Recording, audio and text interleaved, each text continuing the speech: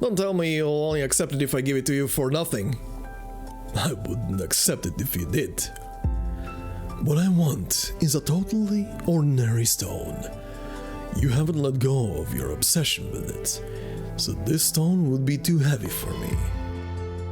When I first read those words, it felt like Arknights had opened a hidden window. I was expecting a mystery story borrowing Chinese mythology and wuxia tropes, yet fantasy in the Mirage is far more deliberate. It takes and interrogates the entire philosophical framework at the heart of 2,000 years of myths and stories.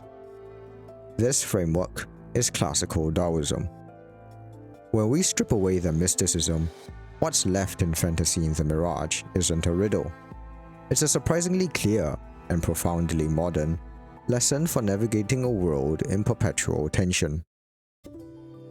In the foundational Daoist text, Daoism, the author Lao Tzu begins his essay with the famous couplet, 道可道，非常道，名可名，非常名.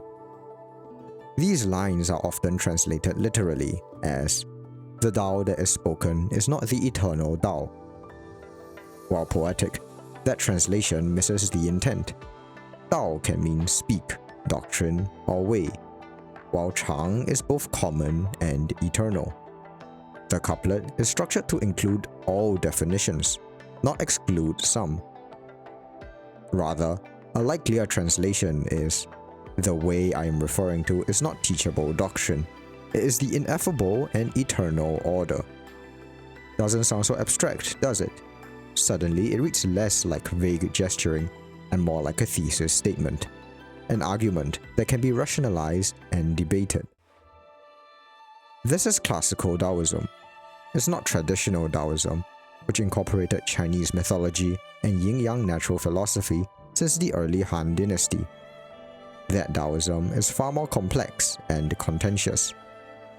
Rather, classical Daoism arose earlier, at the end of the spring and autumn period. The Zhou dynasty had devolved into rivalries and wars between each state. This turmoil displaced numerous scholars, forcing them to wander and market their expertise to regional lords. These are known as the 100 schools of thought. Amidst this chaos, one question arose above others. What makes a stable society? Across 2 centuries, 4 major schools came in response: Confucianism, Mohism, legalism, and of course, classical Daoism.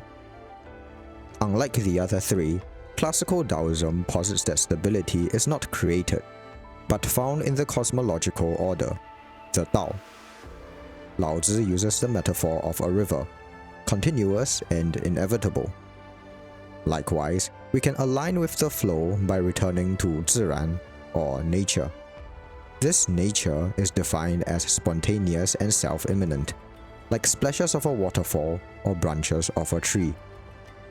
Conversely, Daoists argued that chaos was caused by artificiality. They claimed that imposing doctrine, like Confucian ritual, was akin to putting square pegs in round holes. It is physically impossible, and the only outcome is friction. The story of fantasy in the Mirage begins with this friction. In the distant and rural town of Mangshan, almost half of the townsfolk are geists. They are objects that manifested and gained consciousness as a result of supernatural Faramut influence from Sui's tomb. They exist in an uncanny valley, alive enough to want humanity, yet not enough to be mere humans. This coexistence of the real and the supernatural is a constant source of tension in Mangshan, and has now begun boiling into unrest. In order to solve this unrest, we must first understand the town of Mangshan and the folk who live there. In the story of the stone, we are introduced to the ambitious Master One. When One was young, he lost his family and village to a disaster, forcing him to survive entirely on his own. One day, he finds a pretty stone by a river, only to be approached by a kindly man offering to trade the stone for riches. In response, the boy decides that the stone is valuable and keeps it for himself. Over the years, one becomes successful through his hard work. The stone, though ordinary, becomes more and more important to him, like a symbol of his perseverance. By the present, one has a manor filled with riches and 3 successful children. His ambition is vindicated. Yet, the old and dying one is unsatisfied. His relentless labor alienated him from the world, and even his own children avoid visiting him. All he has is his ambition, his stone, so to speak. Only by finally letting go of that ambition did one hear the sound of the thunder, the wind, and the deluge's roar. To classical Daoism, one's ambition is a form of wei, imposed action. One's labor is alienating because it is incompatible with nature. It is the square peg put in round holes. Instead, the Daoists posit that aligning with nature requires wu wei. Though literally called non-action, it refers to action as response rather than intent. It is the river that flows across the earth without thinking of the sea. This wu wei is demonstrated in Baijing. Once, a Weiqi player named Lan Ke lived in Mangshan with his wife. When his wife passed away in a natural disaster, Lan Ke made a bargain. In order to see her again, Lan Ke must resolve a Weiqi game stuck in a triple deadlock. When the martial arts student Yun Qingping encountered Lan Ke's predicament, he recalled his own lessons. He had no knowledge of Weiqi. Instead, he knew, first give, then observe, and finally take. He chooses to look at the whole board instead of the deadlocks. In textbook Wu Wei instinct, Yun Qingping solves the game on his first guess. By then, more than 100 years had passed since the bargain, and the real Lan Ke had long died. In his stead was actually a Geist, born of his obsession.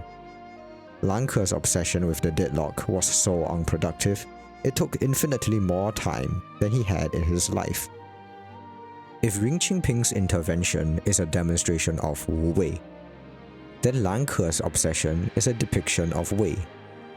Does this mean that Lan Ke and Master Wan were wrong? That love and ambition are unnatural? Well, you see, I haven't yet shown you the full picture. Throughout Baijing and the story of the stone, fantasy in the Mirage refuses to condemn one's ambition or Lan Ke's love. Quite the opposite. The narrative wants you to empathize with them, to see that one's life was bought with his ambition, to see that Lan Ke's love was profoundly honest, to see that their tragedy was distinctly human. The secret passed down. My father from 3 generations has finally borne fruit. So why do my tears refuse to stop? For all the Daoist themes in fantasy in the Mirage, and indeed across Chinese literature, they don't parrot them uncritically. If classical Daoism names nature and artificial, Wei and Wu Wei, the unresolved tension that permeates fantasy in the Mirage is, where is the line? What defines the difference? This question is fully unveiled in the errant swordsman. On the surface, the titular swordsman seems to represent a prime Daoist practitioner. After losing his sword in Mangshan, the swordsman decides to retire from the Jianghu, resolving to abandon his former life of violence. It looks like he is abandoning Wei for a life of Wu Wei. Yet when he was confronted by the swordswoman, he felt drawn to her. Each year, he would return to Mangshan to visit her. The swordswoman says, "You are tired of the killing, of the constant cycle of revenge, but you could never let go of the freedom, of the days when you were loved and hated as you pleased." He could flee from revenge, he could hide from notoriety, but he could not deny his instincts. Conversely, the swordswoman is an embodiment of his instincts, literally, as she is the Geist of his lost sword. Her very nature is her striving, her desire for freedom, her will to become. That leads her to her violence and her malice. The swordsman mistook detachment for attachment to nature, the Siren. In doing so, he ironically rejects his own nature, alienating him from himself. Instead, the story offers another answer. Perhaps we can travel together for a while. It is not the way the swordsman first imagined. It is not the way the swordswoman embodied. It is the way born of spontaneous emergence from the whole. It is transformation. The Daoist scholar Zhuangzi wrote, "The wren nests in the forest, but only occupies a single branch." Nature is not static. It grows, it adapts, it decays. If it is natural for wrens to build nests, it is natural for us to love and to strive. This is profoundly paradoxical. Perhaps then, the line between nature and the artificial, wei and wu-wei, is but the presence of the tension itself. It is whether the natural acknowledges its unnaturalness, and the unnatural its naturalness. Geists first appeared in Mangshan, when Sui's awakening destroyed the town. Yi, the mysterious, kindly man, tasked his construct Liang to clean up the area. All the Geists are to be gathered and the rogue ones destroyed. Astonishingly, Liang instead found that many Geists had already developed thought and emotions. At this discovery, Liang neither eliminates these supernatural artifacts nor leaves them be. Instead, it preserves the tension. It instructs the Geists to rebuild the town and learn to live with humanity. As humans returned to Mangshan, the town became what it is today. This is the nature of Mangshan, a place where the natural and unnatural meet. In turn, it is in that tension where nature is revealed. Master Wan and his ambition, Lan Ke and his love, the swordsman and his sword, each represent the tragedy and humanity from which transformation happens. This is not mere Daoism. This is Arknights. 道可道，非常道；名可名，非常名。The way is eternal and ineffable, not because it is unobservable or unintelligible, but because it is always transforming. Rivers change course, and maps fade into obsolescence. Only through living are new maps made. What makes a stable society? In an era of rapid transformation, the line between nature and artificial has never been more stark, yet more blurry. Optimization, hustle, self-improvement, self-help. Everyone answers with one or the other. But those stones, with their obsessions, are too heavy for us. Perhaps the real answer is to be Mangshan, to refuse imposed, totalizing answers about nature. Instead, to hold nature's tension, striving without obsession, releasing without escape, to observe before taking, to rebuild it, live with it, empathize with it, and let that tension transform. Fantasy in the Mirage borrows from Chinese parables and Chinese fantasy. In adapting these ideas for today, it not only transforms classical Daoism, but also performs that transformation, just as Arknights does across its stories. Tolkienian folktale in Ending a Grand Overture, swashbuckling pirates in Exodus from the Pale Sea, noir mystery in Act or Die. In turn, this essay tries to transform fantasy in the Mirage, for that is the most natural thing.